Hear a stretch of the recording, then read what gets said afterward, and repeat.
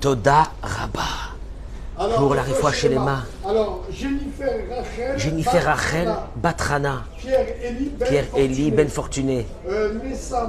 Nessa Myriam Bat. Netanel Sarah. Monique Esther Batodet. Jocelyne Batoraïda. Joël Tila Batodet. Lise Noémie Batjeli Frecha. Combien ils payent pour avoir autant de réfoua chez les mains? Je sais pas. Ah. Chaya Chana Batsara. Brigitte Kweka Bat, Lola Yakuta. Ah. Yosef André, Ben Malti, Daba Marie Rabbi Avram Bar Simcha Jeli, Meir Ben Jimol. Yoram Ben Aziza. Myriam Bat. Zava Bokertov, Bokertov, Bokertov ce matin. Tout Béav, tout Béav, tout Béav. Tout Béav. Comment ils appellent ça la fête des amoureux? Des amoureux. Les Havdil, les Havdil, les Havdil. La Saint-Valentin des Juifs. Ah, la fête ce matin, c'est de prier cette journée pour le Zivug Hagoun de tous les garçons et de toutes les filles de notre peuple, Bezrat Hashem, pour qu'ils trouvent leur mazal, amen, Kenny Ratson, Boker Tov, d'être nombreux, Todarabah, d'être nombreux ce matin, Dora Geoula. On est le combien, le 2 août? Aïe, aïe, aïe, aïe, aïe, aïe, aïe.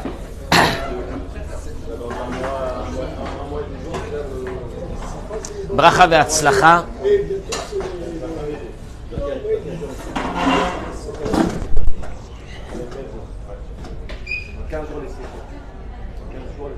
Dans 15 jours, les slichot.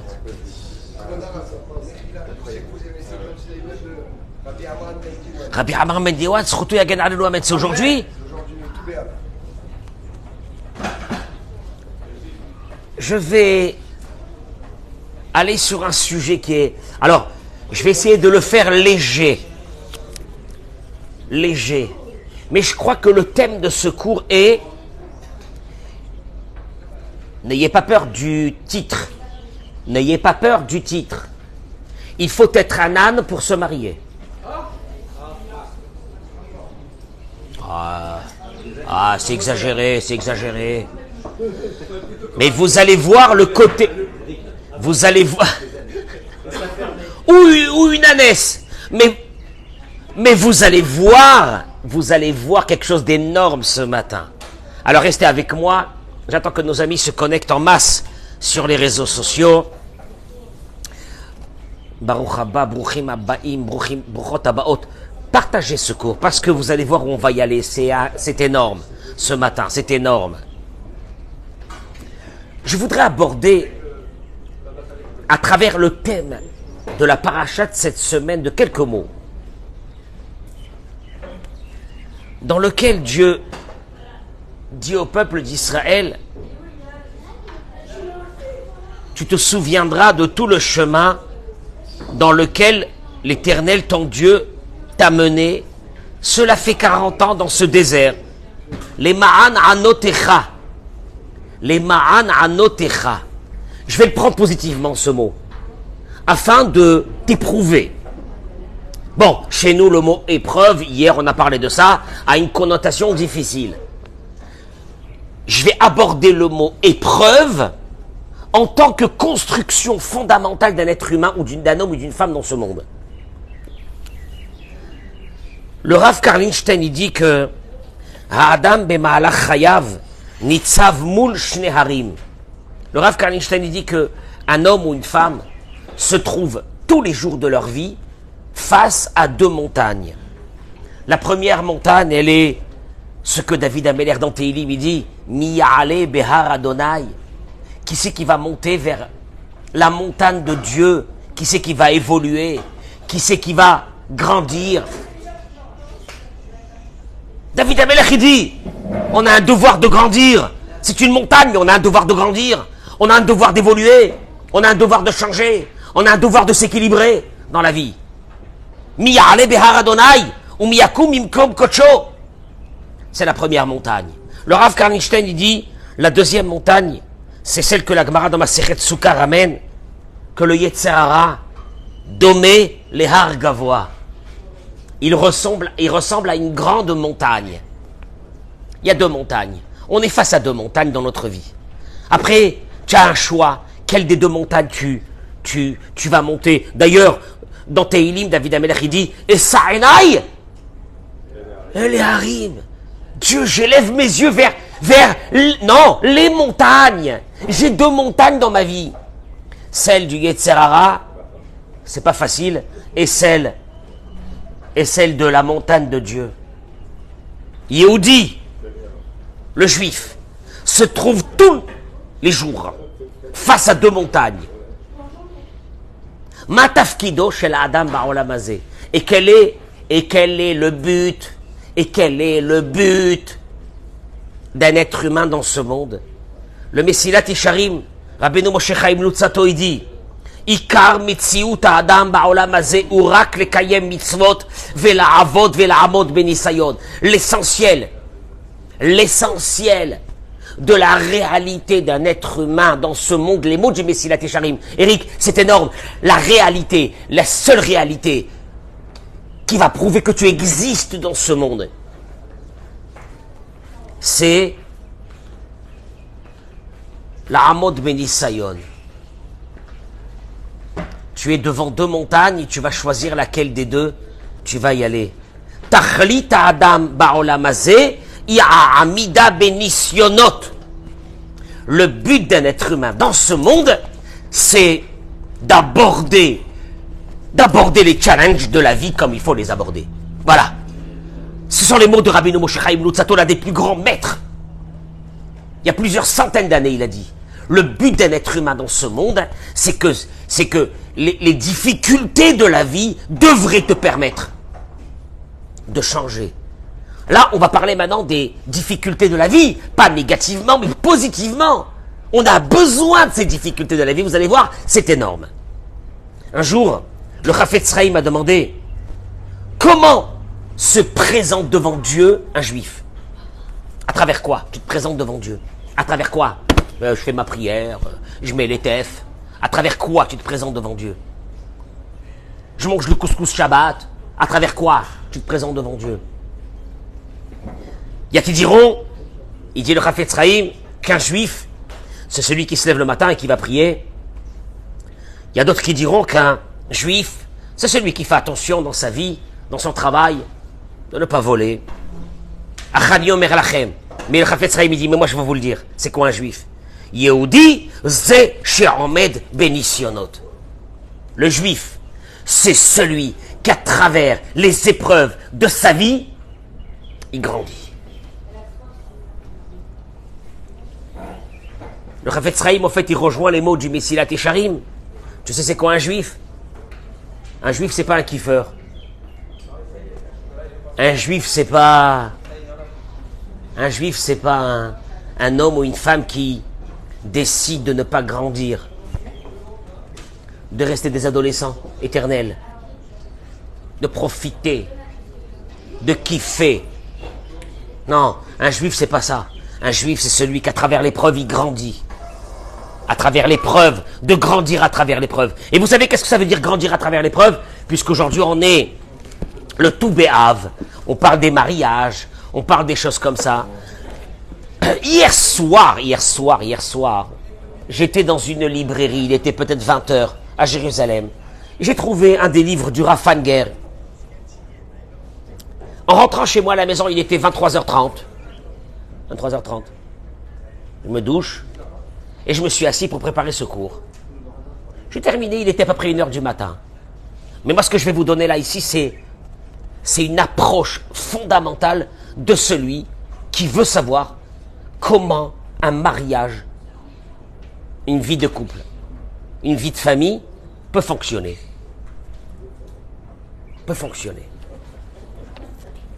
Il ramène le Rav une chose. Le Rav, il dit que, en fait, il commence par une sorte de boutade, de blague. Il dit le Rav que un jour, un homme était avec son fils, je sais pas, peut-être dans un zoo ou un truc comme ça, et il y avait un âne. Et le père, il dit au fils, ça c'est la femme de l'âne. Bon, comment on appelle en français la femme de l'âne? Une ânesse. Alors le petit dit à son papa, les ânes aussi se marient. Les ânes aussi se marient. Le père, il lui dit, je vais te préciser encore plus que ça. Seuls les ânes se marient. Alors, oui, ça a l'air d'être une blague vulgaire. Que ça veut dire ça, seuls les ânes se marient. Et là, le Raphan Ger, il dit, je n'accepte pas cette blague. Je pense que seuls les ânes réussissent leur mariage. Alors là, il va donner pas une vision négative. Ah, seuls les ânes, ils se marient. Mais vous allez comprendre qu'il y a quelque chose ici de fondamental dans le mariage. La Gemara dans Maseret Eruvin, Daf, écoutez bien parce que le cours de ce matin, il va plaire à certains, il ne plaira pas à d'autres. Et je peux vous dire une chose, j'espère qu'un jour tous mes cours ne plaisent à personne.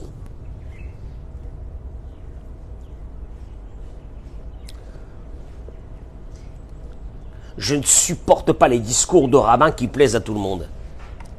Vous savez pourquoi? Parce qu'ils servent à rien. Ils servent à rien. Ils servent à meubler, ou à parler, le laisser parler. Non, je vais vous dire la vérité. Et partagez-moi ce cours, s'il vous plaît.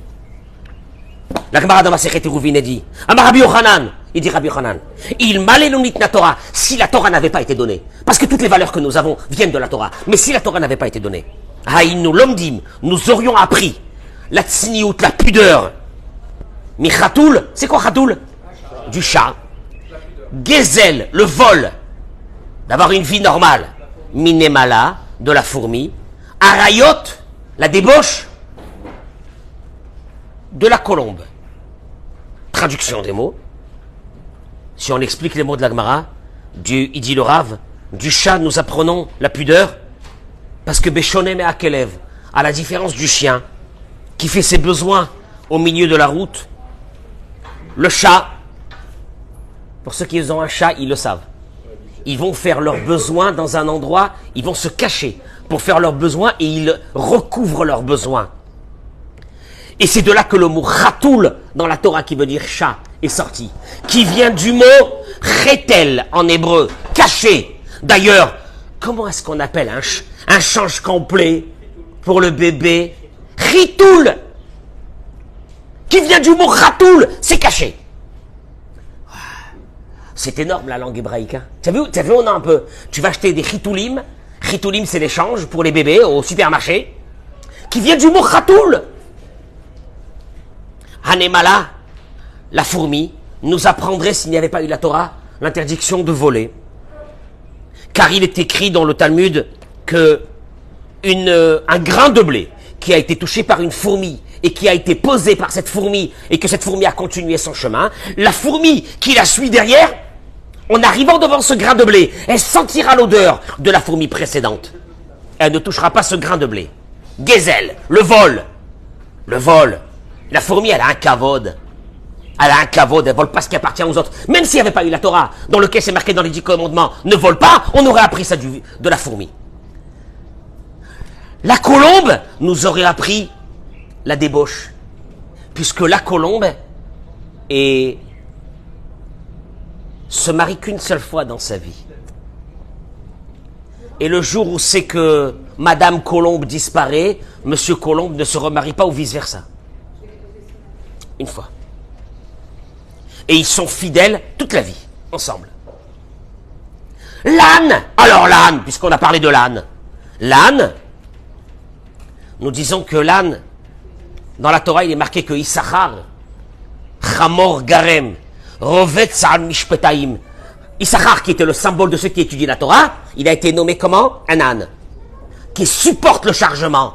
Traduction des mots, il dit le Rav, il y a une chose, avec plaisir, mais c'est Mantov. Bracha ve'atzlacha, que Dieu soit avec vous. Amen. L'âne, ou l'homme mitlonen. Jamais un âne, quand on lui a mis un chargement, il s'est plaint. Ou Mesougal, il a des capacités à porter des heures, des chargements, jour et nuit. D'ailleurs, dans les montagnes de l'Himalaya, quand on fait monter avec les Sherpas, on a besoin de faire monter des chargements vers les camps retranchés qui sont vers le haut de l'Himalaya. Ce sont des ânes. Jour et nuit, ils dorment avec leur chargement debout, Alors qu'un cheval, il dit le Rav, c'est le cheval, il supporte à peine sa selle. Quand on lui a enlevé la selle, il faut vite le brosser. Il supporte rien sur lui. Mais l'âne, il supporte tout.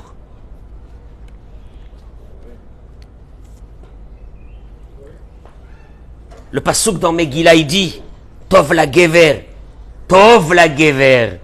qui issa rol bene urav. Grand est l'homme, qui issa rol bene urav. Grand est l'homme, le verset dans Echa, il dit, qui s'est supporté depuis sa jeunesse.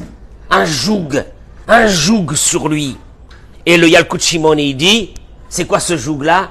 Pas seulement celui de la Torah et des mitzvot, mais celui de la femme. Abaal, Aol, Beofen, Anachon, l'ofechet Adam, le Chamor, Bemouvno, Ashlishi.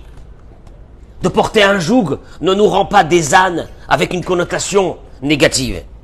Le contraire, Ofechoto, le Adam, Erki, Matzliach ou Meushar. Quand on dit que un homme a des capacités d'un âne, c'est pas péjoratif. Vous allez voir, parce que ce que je vais dire ce matin, c'est énorme. Un homme ou une femme dans un couple. Le mot âne dans la Torah, c'est pas péjoratif. C'est celui qui a des capacités à porter des chargements et d'avancer et de continuer avec un chargement. Comment ça arrive ça? Ta'ut achat benikudat amabat goremet les barayot rabot vafilo les girushin. Il y a une erreur dans notre vie. Une erreur qui va nous apporter beaucoup de problèmes et qui peut nous amener jusqu'au divorce. Midoubar, Beofan, Marshava, Moutet. C'est d'aborder le mariage avec une pensée erronée. Kacher Adam Omer le Atzmo. Écoutez, partagez ce cours. Pour la réfoua chez les mains, pour la bracha, pour le zivouk de tous les malades et pour tout ce que tout le monde a besoin. Kacher Adam Omer le Atzmo. Quand un homme il dit à lui-même, le mariage va solutionner mes problèmes. Il y a des personnes qui se marient en pensant que le mariage va solutionner leurs problèmes. Car regarde, parce que actuellement, dans ma situation de célibataire, homme ou femme, ça va pas. Si je me marie, sûrement que mes problèmes vont se résoudre. Mamid Barer, et qu'est-ce qu'il en sort? Pas seulement qu'en se mariant, les problèmes, pas seulement que les problèmes dans lesquels tu véhiculais depuis que tu étais jeune, tu vas pas les régler avec le mariage. Celui qui va te dire, on va le marier, et il va changer, c'est un malade. Parce que pas seulement que les problèmes que tu as resteront, mais vont se rajouter encore d'autres problèmes. Parce que le mariage en soi, c'est un problème.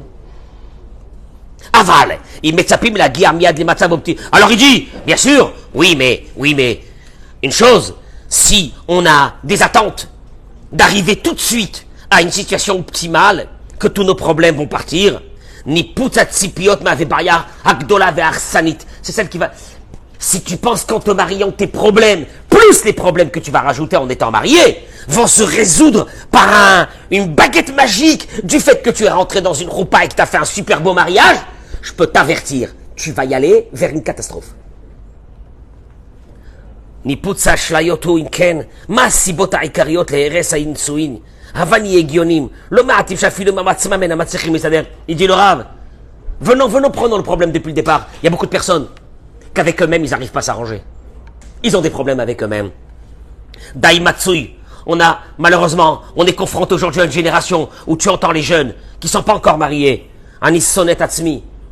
Je me hais. J'en ai marre de moi-même. J'ai aucune force. Je suis dépressif. Je suis en colère. J'ai un caractère pourri. Maintenant, cette personne, ce garçon, cette fille, qu'est-ce qu'ils se disent?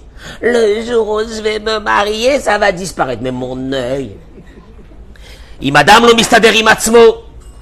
Si un homme ou une femme n'est pas en paix avec soi-même, n'est pas équilibré avec soi-même, avec toi-même, ça va pas. T'as des dossiers avec toi-même. Tu vas te marier avec quelqu'un d'autre qui te ressemble pas. Comment tu vas t'arranger avec... Si avec toi-même, t'as des problèmes. Mais t'auras des problèmes avec les autres, ça c'est sûr. Il te dit, ah ouais, mais bon, je sais pas, je me suis marié avec quelqu'un qui me correspondait pas, etc. Il te dit une chose, je veux te dire un truc. Si toi, tu vas et tu dis, je vais me mettre en colocation avec un copain, ou une fille, je vais me mettre en colocation avec une super copine, etc. Il dit, c'est pas vrai, ça marchera pas. Pourquoi? Adam ne'ena liot im adam acher, parce que nous avons un plaisir d'être avec des copains et des copines. Tant que ce copain et cette copine, maskim im de'otav, elle est d'accord avec mes positions. Mais avec le temps, tu verras que même ce colocataire ou cette colocatrice, après un moment donné, tu vas la saouler et elle va te saouler parce qu'à un moment donné, tu verras que on se ressemble pas et qu'il faut faire des concessions dans la vie. Yetera mikar, plus que ça, nos sages nous ont appris Keshem shepartzufehem shonim, de la même façon que nos visages sont différents, car de'otehem shonim, il n'y a rien à faire des caractères des personnes. Tu ne pourras jamais trouver une personne qui a ton caractère. Ne rêve pas. Ne rêve pas. Maintenant, ces garçons et ces filles qui sont ensemble et qui vont se marier, je peux vous dire une chose, c'est le plus grand mytho du monde. Parce que tu vois le garçon, et la fille, parce qu'ils veulent se marier. Mais 6 mois, qu'est-ce que je dis 6 mois après le mariage, c'est beaucoup 6 mois. 3 mois après le mariage. Maintenant, le problème, il est quoi? Il te dit le Rav. T'es pas, toi-même, ça va pas avec toi-même. T'as des angoisses avec toi-même. T'as des moments de dépression avec toi-même. T'as des dossiers avec tes parents que t'as pas fermés. T'as des problèmes avec toi-même. Et tu vas aller te marier avec un mec, tu vas le tuer. Tu vas le tuer. Ou il va te tuer. Mais Mila, Bishlav, jusqu'à que je termine ce livre un jour avec vous. Mais le jour où je termine ce livre, ou je vous termine, ou vous êtes reconstruit. C'est l'un des deux. Bishlav Mesuyam. Titnag. Allô, c'est ni pour les hommes ni pour les femmes, hein, c'est pour tout le monde. Hein. Titnag Gashta de Rotab, il te dit, Ani le Rotse Lafrid. Il dit le Rav, j'ai pas envie de vous faire peur. Aval, Ma'arichet Anisoin Meviachat Ma'edgarim Achadashim Shilainu Becharigilim Elehem. Le mariage va nous amener à un challenge qu'on n'a jamais été habitué dans notre vie. À ça. Edgarim Elo Kolelim, Ben Achar, Niul Bait Mishutaf, c'est de faire fonctionner une maison ensemble, un compte en banque ensemble, de faire grandir des enfants ensemble, Kayamegam, de s'associer à 2 familles différentes. Afilu Me'etzem Avudashe, At Isha Ve'ata Gever, Me'etzem Ashoni Azenota. Et c'est même pas la peine d'arriver à tout ça. Juste le fait que tu vas vivre avec une personne qui n'a rien à voir avec toi. Toi, tu es une fille, et lui, c'est un garçon. Celle qui pense qu'un garçon peut lui ressembler, et qu'un garçon... le garçon, je t'explique. Le garçon, tant qu'il n'est pas marié avec toi... Non, mais tant qu'il n'est pas marié avec toi, il rentre dans ta life. Tu lui parles, il t'écoute. Tu lui racontes tes trucs à 2 balles, il t'écoute. Mais le jour où tu seras marié, il va retourner dans sa vie. Là, pour l'instant, il fait des efforts pour être dans ta vie. Il te dit, et c'est pour cela que c'est pas évident, et c'est pour cela qu'il y a des hauts et des bas dans un couple. Gorem Nosaf, il dit, ouais, on n'a pas besoin d'études pour aimer. T'as raison, on n'a pas besoin d'apprendre à aimer. Ouais, parce que là, c'est quoi ce cours-là? Moi, j'aime, on s'aime, coup de foudre. Il te dit, t'as raison, pour un coup de foudre, t'as pas besoin de faire des études. Mais pour garder ce coup de foudre, t'auras certainement besoin d'études. Parce qu'il dit, les problèmes d'un couple ne viennent pas parce que l'amour est parti, ne viennent pas parce que on n'a aucune affinité. Il vient pour une chose, les problèmes de couple. Incompréhension. Je la comprends pas. Je le comprends pas. Et c'est de là que les problèmes vont commencer. Traduction des mots, il y a une étude à faire pour comprendre. Et si tu le comprends, et si lui te comprend, et si toi tu la comprends, etc., l'amour restera. C'est ce qu'on appelle garder l'amour. Mais l'amour, il va passer par une chose. Est-ce que je comprends la personne qui est en face de moi? Ou allô, je comprends pas. Je comprends pas. Moi, je suis marocain, elle est tunisienne, ou elle est algérienne, elle est machin, j'en sais rien, moi, qu'est-ce que je comprends pas, qu'est-ce que c'est ça? Je comprends, qu'est-ce qu'elle veut? Je comprends, qu'est-ce qu'elle veut de ma vie? Je comprends. Et c'est de là que les problèmes, ils vont commencer. C'est pas parce qu'on s'aime pas. Et il faut apprendre à garder l'amour. Il te dit, il n'y a pas un métier dans la vie qu'on n'apprend pas. Ça existe un métier qu'on n'apprend pas? Ah, c'est impossible. L'otami de Dogma Shurei Metzela. Ah oui, il dit le Rav, j'ai pas besoin d'apprendre. Bah, je fais comme mes parents, ils ont fait. Alors il te dit le Rav, l'otami de Dogma, malheureusement, c'est pas ce qu'on a vu chez nos parents qui est peut-être le meilleur chemin. Benosaf lekar, ben azug magi'im mibatim shonim, shebaim eshé de l'erkechin wafan. Qu'est-ce que ça veut dire ce que tu vas faire chez tes parents? Toi, chez ton père et ta mère, t'as vécu avec ton père et ta mère, oui. Tu t'es habitué avec ton père et ta mère, oui. Alors toi, tu dis maintenant, je vais reproduire ça chez moi. Mais allô, en allant toi avec une fille, elle vient d'une autre famille. Tu peux pas reproduire ce que t'as vu chez tes parents, t'es un malade ou quoi? Parce que tu crois que chez ses parents, elle a vécu comme chez toi, t'as vécu chez tes parents? Non.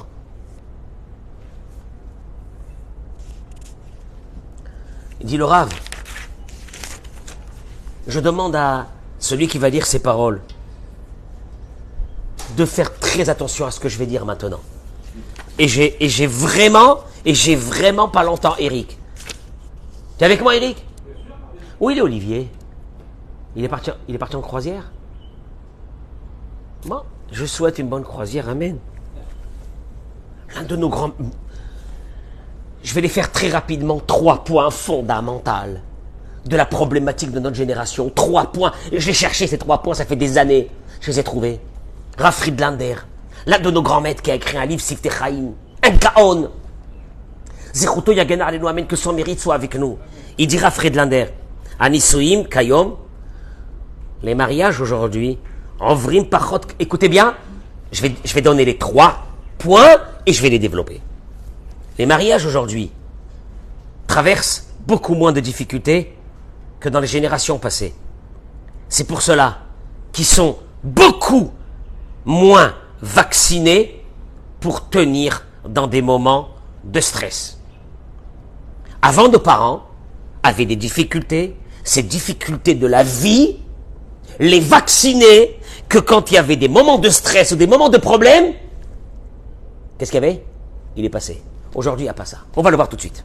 Deuxième point, je les cite les 3 et on va les développer. Deuxième point, dans notre génération, il dit le Rav, Shakol mitpateach memirut, que tout se développe avec beaucoup de rapidité.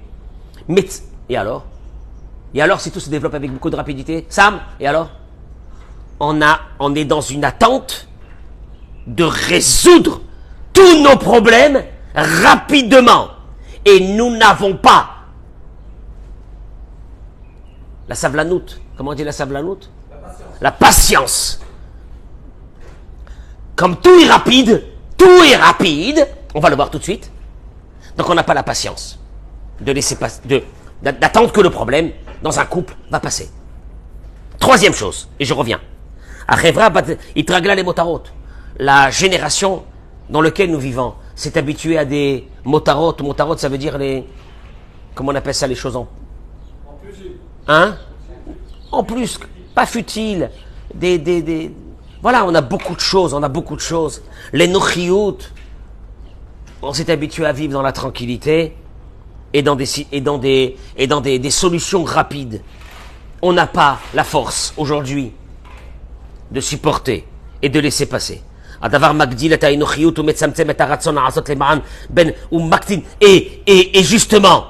Et justement, l'égoïsme est devenu beaucoup plus grand. Et nous avons amoindri la volonté de faire pour l'autre et de se donner à l'autre. Il explique le Rav. Ador Khalash, il dit le Rav que cette génération, c'est une génération où on passe pas de problème du tout.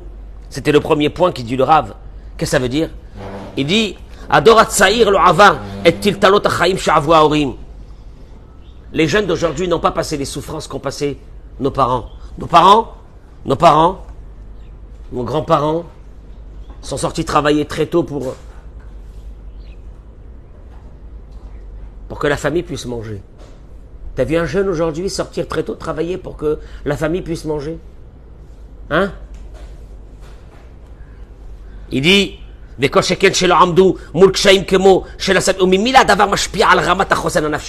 alors? Eh ben, tant mieux. Tant mieux que nos jeunes aujourd'hui ne souffrent pas. Eh ben, tu sais quoi?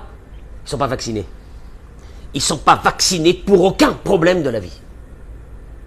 Petit problème de la vie, ils vont mourir. Ils vont tomber. Ouais.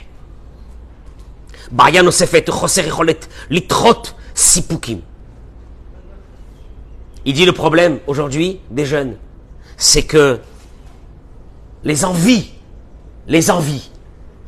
quand ils envient de quelque chose, ils ne peuvent pas le repousser. Ils sont obligés de l'assouvir. Ils sont obligés de l'accomplir. Que ce soit les jeunes qui se marient aujourd'hui. On vit dans une génération, il dit le Rav, où les parents font tout pour ne pas que les enfants aient des difficultés et de leur donner en abondance tout ce qu'ils n'ont pas reçu. Tu dis, on vit dans une génération que quoi? Que les enfants ne connaissent pas le mot non. Donc quand il y a un problème dans leur vie de couple, qu'est-ce qui se passe tout de suite? Ils ne supportent pas qu'il y ait une barrière. Nos parents, nos grands-parents, ils se sont tués pour amener un morceau de pain à la maison. Quand il y a eu des problèmes dans le couple, ils avaient la force. Mais quand aujourd'hui nos jeunes, on les a couvés quand il y a un problème dans leur couple, quand la femme elle va lui dire non, quand le mari va lui dire non, c'est la fin du monde. Parce qu'elle n'a pas été habituée à ça.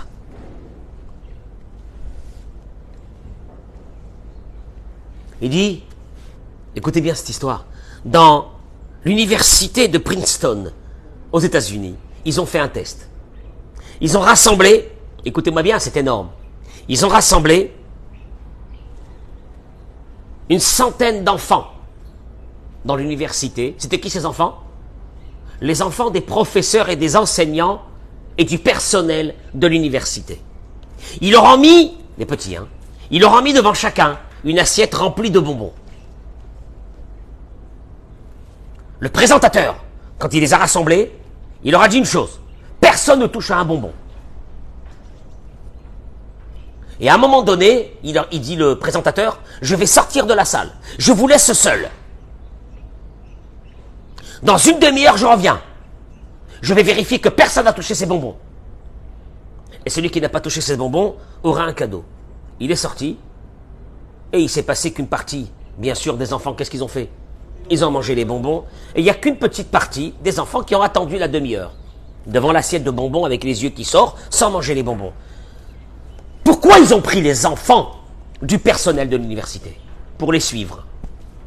Parce que 10 ans, 15 ans après, ils se sont rendus compte d'une chose. C'est terrible, cette étude, elle est terrible. Il dit, Idbarer, il est sorti.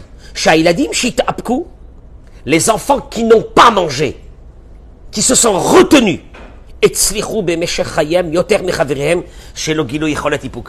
ils ont réussi dans les études beaucoup plus que les enfants les autres enfants qui avaient mangé leurs bonbons. Pourquoi? Tu peux me dire pourquoi? Se contenir. J'ai envie, mais je ne le fais pas. Dans un couple, quand il y a l'un des deux ou les deux qui viennent d'un monde où tout ce qu'ils ont voulu, ils ont eu, et que le non n'existait pas, en se confrontant avec une personne qui va leur dire non, parce que ta femme elle va te dire non sur un truc ou non, le mari va dire à sa femme non, je suis pas d'accord. Mais comme le garçon ou la fille n'ont pas vécu dans un monde de non, ils ont vécu que dans un monde de oui, le couple ne dure pas un an. Il ne dure pas un an. Parce que si la femme dit à son mari, non, tu sors pas ce soir avec tes copains, je voudrais que tu restes avec moi. Elle est folle. Jamais mes parents m'ont dit de rester quand je voulais sortir. Mais qu'est-ce qu'elle croit qu'elle va m'emprisonner? Et vice versa. Il ramène ici, je termine avec ça, que il y avait un jeune homme israélien qui se promenait dans un un canyon, comment on appelle ça, un centre commercial à Los Angeles. Et un mall. Et il y avait un endroit rempli de... Un type qui vendait des bonbons, mais il y avait à l'américaine des tonnes, des montagnes de bonbons, de M&M's, c'est tout ce que tu veux. Et il y a une femme, il voit une femme avec un enfant, des Afro-Américains. Et l'enfant, oh, maman, des bonbons, il veut des bonbons. Qu'est-ce qu'elle lui fait la femme? Elle lui dit, notre kosher, c'est pas cachère. Alors, il s'approche d'elle, il lui dit, madame, vous êtes israélite, vous êtes juif? Elle lui a dit non. Mais j'essaye parce que j'ai vu que les femmes juives qui viennent dans ce mall, quand leurs enfants sont en train de pleurer, qui veulent des bonbons, ils disent, c'est pas cachère, et l'enfant se tait. Alors je me dis que ça va marcher. Un enfant religieux, ou traditionnaliste, c'est pas cachère, c'est fini. Mais un enfant pareil, tu sais qu'est-ce qu'il a pris dans sa tête? Qu'il y a des choses qu'on fait pas dans la vie. Il n'y a pas plus pire qu'un adulte qu'on a gâté, parce qu'on a voulu le gâter, parce que nous-mêmes nous avons été, quand on a été enfant, on a été privé. Je lui ai tout donné, mais en lui donnant tout, tu as construit un monstre, et ce monstre-là devant une femme, ou bien ça peut être une fille qui a tout reçu, une princesse. Un mari lui dira un jour non sur quelque chose, ne supportera pas. C'est la maladie de la génération, il dira Friedlander. Et je termine par une chose. Il dit, le Rav Friedlander, et aujourd'hui, avec le développement rapide des choses, nous attendons dans notre vie à ce que les solutions soient aussi quoi? Tout de suite, très rapide. On n'attend pas. Il dit le Rav, la chose suivante, c'est que on est tellement dans une situation, avant, il dit le Rav avant, il dit que la technologie nous a habitués à ce que les choses aillent tellement vite que quand on a un problème et qu'on nous dit il faut de la patience. De la quoi? C'est quoi ce mot-là, la patience? Ça veut rien dire, ce mot, la patience. Ce que je veux, je l'ai tout de suite. Ce que je veux, c'est rapide. Je veux manger, c'est en 2 minutes. Je sors au restaurant. Je veux ça, c'est rapide. Je veux voyager, je vais sur Internet ce soir. Je prends un billet, 2 heures après, je suis à l'aéroport. 4 heures après, je suis à Ibiza. Ah, j'ai pas le temps, moi. Je peux pas attendre. Non, c'est un problème. Vous allez le régler, mais ça va vous demander des mois. Des mois. Mais pour un jeune, des mois, c'est des années. Voilà la maladie. Et il termine, il dit la chose suivante.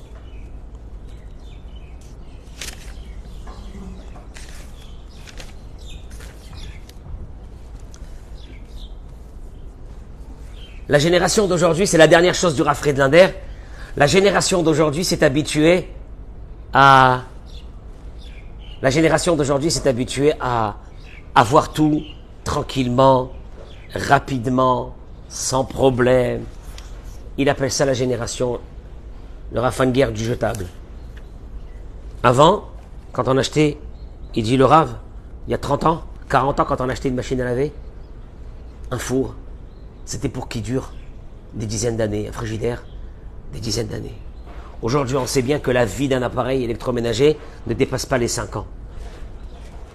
Avant, on achetait des meubles. Les meubles restaient dans la maison une vie entière. Aujourd'hui, on va acheter des meubles à Ikea, ou j'en sais rien où. Mais on change. Vous avez les endroits où c'est qu'on jette comment on appelle ça, les encombrants. Ici en Israël, alors, c'est des montagnes. C'est des Himalayas d'encombrants. On jette. Achlafa Azot, Mashpia, il dit, sachez une chose, ce jetable-là a impacté dans notre psychologie de façon terrible. C'est que, avant, quand un appareil était cassé, qu'est-ce qu'on faisait? On appelait quelqu'un qui nous la bricole et qui nous l'arrange. Aujourd'hui, tu jettes. Et ça s'est rentré dans notre tête. Que quand ça va pas, qu'est-ce qu'on fait? On jette. On s'en va. Ametsiout shel en koach. Il n'y a pas le temps. J'ai pas la force. Cette réalité de j'ai pas le temps, j'ai pas la force. Choderet lechaya yom yom bitrumim shonim, elle est rentrée dans notre vie.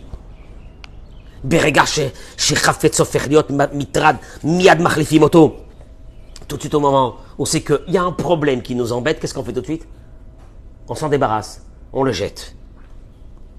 L'homme affli, chez Gambezugiot et Shnitia Lifaol Beotofan. Il dit, je suis pas surpris que même dans un couple, quand ça va pas, qu'est-ce qu'on fait? Bon, on jette. On jette.